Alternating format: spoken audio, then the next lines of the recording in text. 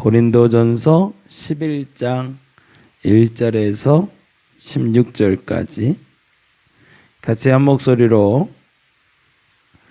읽도록 하는데, 11장은 이제 예배에 대한 이야기, 성찬에 대한 이야기, 그리고 은사에 대한 이야기가 시작이 됩니다. 11장 1절에서 16절까지 같이 한번 읽도록 하겠습니다. 내가 그리스도를 본받는 자가 된 것 같이 너희는 나를 본받는 자가 되라. 너희가 모든 일에 나를 기억하고 또 내가 너희에게 전하여 준 대로 그 전통을 너희가 지킴으로 너희를 칭찬하노라.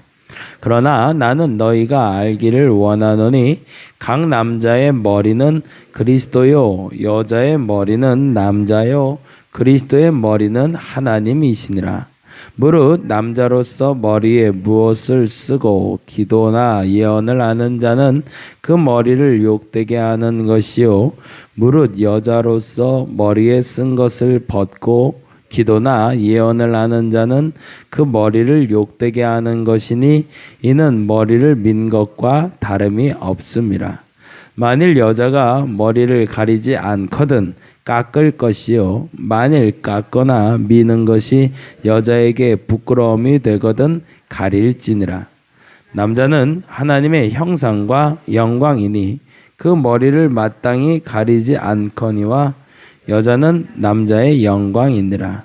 남자가 여자에게서 난 것이 아니요 여자가 남자에게서 났으며 또 남자가 여자를 위하여 지음을 받지 아니하고 여자가 남자를 위하여 지음을 받은 것이니, 그러므로 여자는 천사들로 말미암아 권세 아래에 있는 표를 그 머리 위에 둘지니라.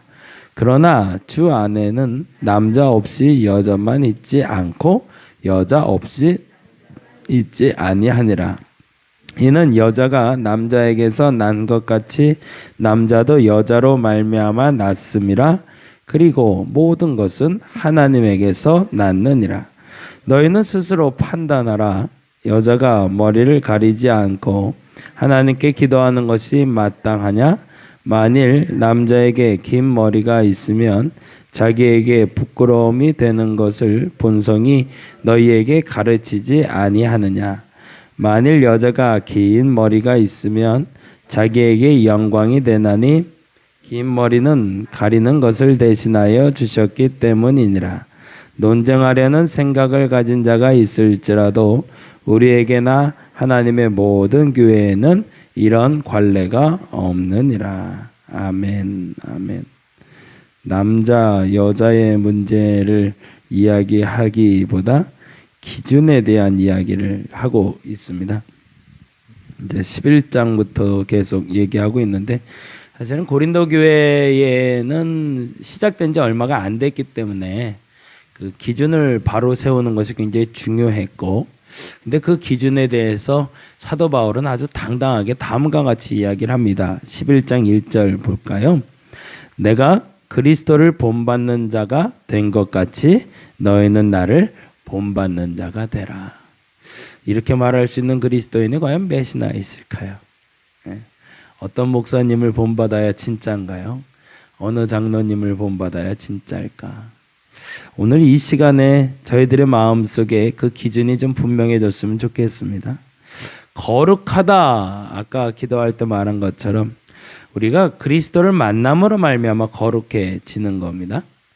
그리스도를 만나 그분이 나를 구원하셨고 나의 죄를 사하여 주셨고 내가 주로 말미암아 의롭게 되었다라는 것, 그게 종교개혁자들이 말한 것이었고, 그리고 지금 우리가 얻고 있는 거룩의 기준입니다. 근데 안타깝게도 그 기준을 가지고 끝까지 살아가는 사람이 그리 많지 않다는 거죠. 항상 갱신돼야 된다는 표현을 쓰는데 오늘도 그 거룩을 지켜내고 있는가라고 말했을 때 사실은 그렇지 않은 부류가 그런 부류보다는 더 많다는 것이 우리의 실상입니다.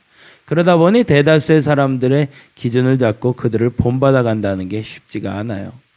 엊그제는 저희가 감리교에서 대표 되시는 분을 감독 회장이라고 부르는데 말 많고 탈도 많았거든요.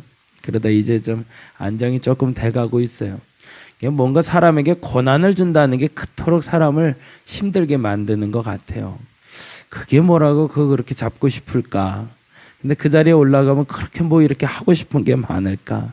라는 생각이 드는데 나름대로 좀 잘해보려고 애쓰시는 게 이번에 좀 보이긴 해요. 근데 조금 좀 아쉬웠던 게 뭐냐면 한 임원들이라고 그러죠. 본부에 감독회장 밑에서 이제 돕는 사람들이 한 80명 정도가 되는데 그 80명을 데리고 어디를 좀 가셨어요. 근데 그 타이틀을 영성 리트릿, 왜 그렇게 어려운 말들을 쓰는지 모르겠는데 그냥 영성 수양회 뭐 이런 타이틀로 시작을 한 것 같아요. 근데 말 그대로 당신은 고향 마을에 가서 그 텃밭에 앉아서 같이 밥 먹고 하루 1박을 보내고 왔어요. 근데 기사가 이렇게 썼어요. 영적 리트릿을 갔다 왔고, 그래서 영적인 훈련도 뭐 영적인 회복도 있었고, 그리고 그 장소가 감독회장의 생가를 다녀왔다 이런 표현을 썼어요. 이게 말에 걸면 뭐 한없이 걸 수 있는 고리가 있더라고요. 생가가 꼭 필요할까? 살아생전에 모르겠습니다. 한 사람이 얼마나 많은 일을 했기 때문에 그 생가가 보존돼야 되는지 모르겠지만, 그리고 80명이 들어갈 수 있는 생가가 살아생전에 있다는 게 그것도 잠깐 좀 아쉬움이 됐어요.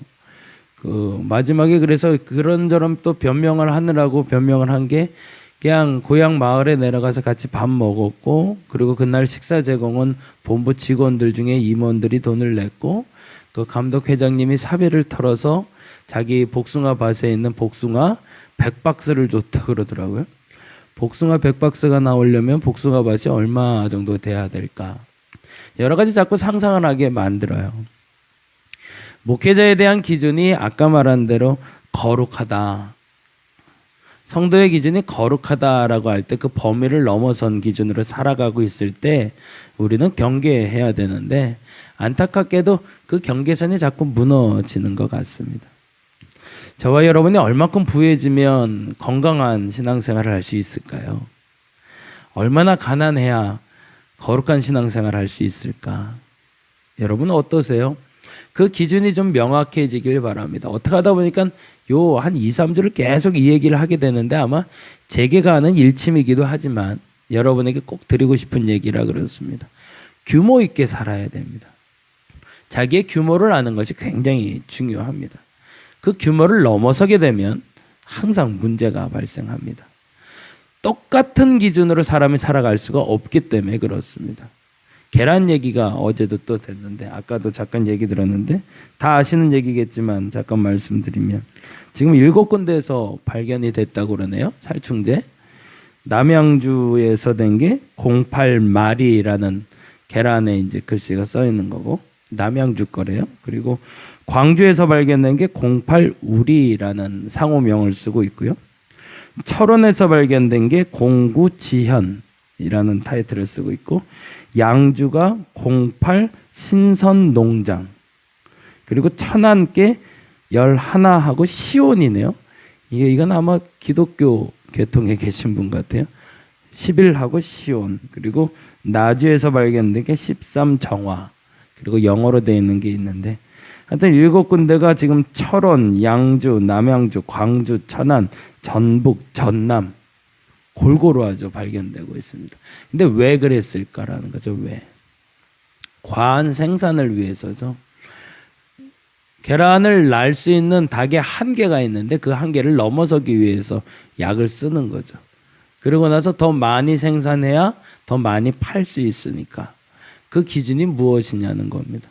우리 안에 있는 기독교인으로서의 기준도 명확해질 수 있기를 간절히 바랍니다. 우리가 거룩하게 되는 것은 사실은 우리의 의지로 되는 것은 아닙니다. 그런데 거룩을 지켜내는 것은 우리의 의지로 되는 겁니다. 저와 여러분의 거룩의 자리를 끊임없이 지켜갈 수 있기를 간절히 바랍니다. 오늘 본문에서는 그래서 사도 바울은 나를 본받는 자가 되라고 하면서 남자와 여자의 기준에 대해서 이야기하고 있습니다. 한번 거룩해졌으면 그 거룩의 기준에 따라 살아야 되는데 뭐 하고 있다는 거죠? 남자와 여자의 기준을 세워놓고 각자가 본래 살았던 기준대로 또 살아가고 있으니까 제발 그렇게 살지 말고 너희가 이제는 예수 믿은 사람이 되었으니 예전에 가졌던 남자와 여자의 기준이 아니라 이제 예수 안에 있는 남자와 여자의 기준으로 살라고 말하고 싶은 겁니다. 근데 본래적으로 그때 갖고 있었던 기준만큼은 너희들이 유지하고 싶어하니 그것은 지켜내라고 말하는 것이지 그게 옳다라고 말하고 있는 것이 아닙니다. 사실은 남자에게 머리가 있고 여자에게 긴 머리나 혹은 머리에 뭘 쓰고 해야 된다는 기준을 고린도전서에 씀으로 말미암아 지금도 천주교에서도 예배보라고 그러죠. 예배보를 쓰고 예배를 드리고 있는데 그래서 그것이 어떤 신앙의 기준처럼 되어 있습니다. 대다수 또 그렇지 않은 교단에서는 또 그것을 안 하는 걸 잘못한 것이라고 얘기하고 개신교에서도 혹자들은 그 얘기를 또 하기도 하고 여러 가지 기준을 가지고 얘기하는데 그건 성경을 끝까지 안 봐서 그렇습니다. 그 기준에 대해서 1장부터 10절까지 장황하게 설명을 하고 있지만 그리고 나서 11절에 다음과 같이 설명하고 있기 때문에 그렇습니다. 11절 말씀 볼까요? 11절 말씀 같이 읽겠습니다. 그러나 주 안에는 남자 없이 여자만 있지 않고 여자 없이 남자만 있지 아니하니라. 왜 이 설명을 했을까요? 8절부터 한번 봅니다. 8절 같이 읽어봅니다. 남자가 여자에게서 난 것이 아니요 여자가 남자에게서 낳고. 이 말이 무슨 얘기인지 아시죠? 남자가 여자에게 난 것이 아니고 여자가 남자에게 낳았대요. 이건 창조 얘기를 알아야 이해가 되는 부분이죠. 태초에 시작할 때 하나님은 여자부터 만들지를 않았습니다. 남자부터 만들었고 남자의 갈비뼈에서 취해서 여자를 만들었기 때문에 본래의 시작은 남자에게서 여자가 났다라고 얘기를 합니다. 그리고 9절의 말씀에 이렇게 얘기합니다. 또 남자가 여자를 위하여 지음을 받지 아니하고 여자가 남자를 위하여 지음 받은 것이니 라는 말은 8절과 9절을 통해서 너희들이 아는 기본 진리에 대해서 이야기하는 겁니다. 이게 절대 진리라고 말하는 것이 아니라 이게 기본 진리. 너희들 이렇게 알고 있지? 나도 이렇게는 알고 있어 라고 말하는 겁니다. 이게 절대 기준이 아니라는 겁니다. 그리고 나서 10절에 이렇게 얘기합니다. 10절에 그러므로 여자는 천사들로 말미암아 권세 아래에 있는 표를 그 머리에 둘지니라. 그래서 머리에 무엇을 써야 된다라고 말하는 것이 기본 진리 기준 아니냐? 나도 그건 안다. 그러나로 시작이 되는 거죠. 근데 사람들은 이 10절까지만 보고 그러니로 가는 거죠. 근데 성경은 분명히 그렇게 얘기합니다. 11절에 그러나로 시작되고 있습니다. 만일에 우리가 알고 있는 대로 천주교에서 하는 것처럼 모두가 다 아직도 머리에 무엇을 쓰고 기도해야 된다면 사도 바울은 8절, 9절, 10절을 쓰고 11절에 그러나라는 표현이 아니라 그러니 반드시 여자는 머리에 무엇을 쓰고 기도해야 될지니라라고 가야 될 겁니다. 근데 그렇게 설명하지 않습니다. 8절, 9절, 10절에 너희가 아는 기준이 분명 나도 알고 있는 기준이지만 그러나로 시작되고 있습니다. 그리고 그러나 다시 한번 읽어봅니다. 시작. 주 안에는 남자 없이 여자만 있지 않고 여자 없이 남자만 있지 아니하니라. 이게 뭐예요? 거룩의 기준이라는 거죠. 거룩하기 전에 세상의 기준에서는 남자보다 여자가 못하다고 여겨왔고 그래서 그렇게 해야 된다고 말했고 심지어는 당시에는 여자가 민머리로 다니는 것은 창녀로 보았기 때문에 머리를 밀지 못하게 했고 긴 머리를 하게 했습니다. 그거는 생활 방식이었습니다. 그거는 맞지만 그러나 너희가 이미 거룩한 삶으로 들어왔으니 거룩한 기준으로 들어와야 되지 않겠는가? 라고 이야기하고 있는 겁니다. 그러면서 남자 없이 여자 있는 것이 아니고 여자 없이 남자만 있지 아니하니 12절에 이렇게 얘기합니다. 12절 이는 여자가 남자에게서 난 것 같이 남자도 여자로 말미암아 났음이라. 그리고 모든 것은 하나님에게서 났느니라 라고 얘기합니다. 그건 뭐예요? 신 아래 모든 것이 다 평등하다는 거죠. 이건 어마어마한 선포였던 겁니다. 당시에 노예제도가 익숙해 있었고 여자에 대한 불평등이 아주 당연했고 심지어는 여자에 대한 참정권이 들어온 게 20세기 말에 들어와서야, 그리고 흑인들에 대한 이야기도 그렇게 됐는데, 벌써 2000년 전에 기독교에서 말하는 기준은 하나님 아래는 모두가 다 평등하다는 기준을 갖고 있었던 거죠. 그리고 16절에 이렇게 얘기합니다. 16절에 아주 단호하게 명확하게 이렇게 얘기합니다. 읽어봅니다.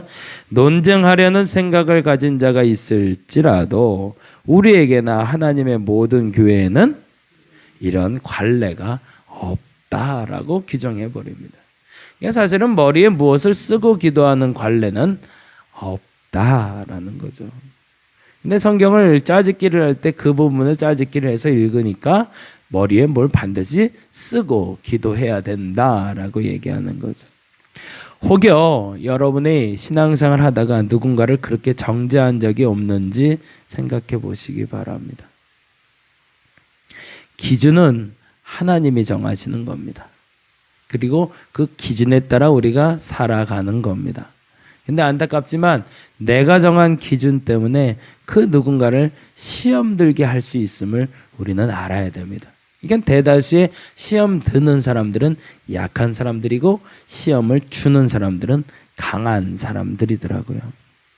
저와 여러분에게 그 기준이 분명해지기를 간절히 바랍니다. 우리는 그리스도 안에서 값없이 구원받은 사람들입니다. 그러니 우리의 기준도 늘 한결같이 그 거룩을 유지할 수 있는 기준이어야 됩니다. 사람을 판단하는 기준이 내가 세운 기준이 아니고 생활 방식이 아니라 하나님이 원하시는 그 하나님 아래에는 모든 것이 다 똑같다라는 기준이 오늘 이 시간에 실현될 수 있기를 간절히 바랍니다. 기도하겠습니다. 천차만별입니다. 어떤 교회 가면 이렇게 해야 된다고 그러고 저 교회 가면 저렇게 해야 된다고 그러고 어떤 교회에서는 소리 내서 기도해야 진짜 기도라고 그러고 어떤 교회에서는 조용히 기도해야 진짜 기도라고 그러고 도대체 어떤 기준으로 우리가 살아야 됩니까? 하나님과 좀 더 가까이 있는 것이 제일 중요한 기준이어야 됩니다. 하나님과 좀 더 가까이 있는 사람들이 말하는 것이 더 맞는 기준이어야 됩니다. 그런데 생활 방식이 분명한 사람의 기준이 더 분명한 기준이 돼가고 있습니다.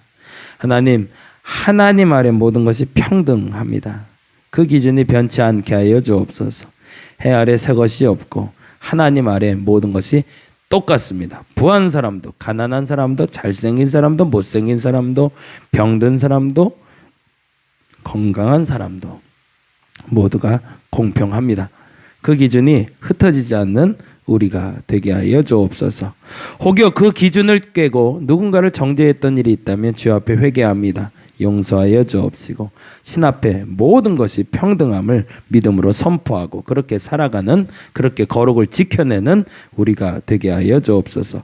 감히 판단하지 말게 하여 주옵시고 감히 판단받지 않게 하여 주시옵소서. 감사합니다. 고마우신 예수님 이름으로 기도드렸습니다. 다 같이 기도하고 돌아가도록 합니다.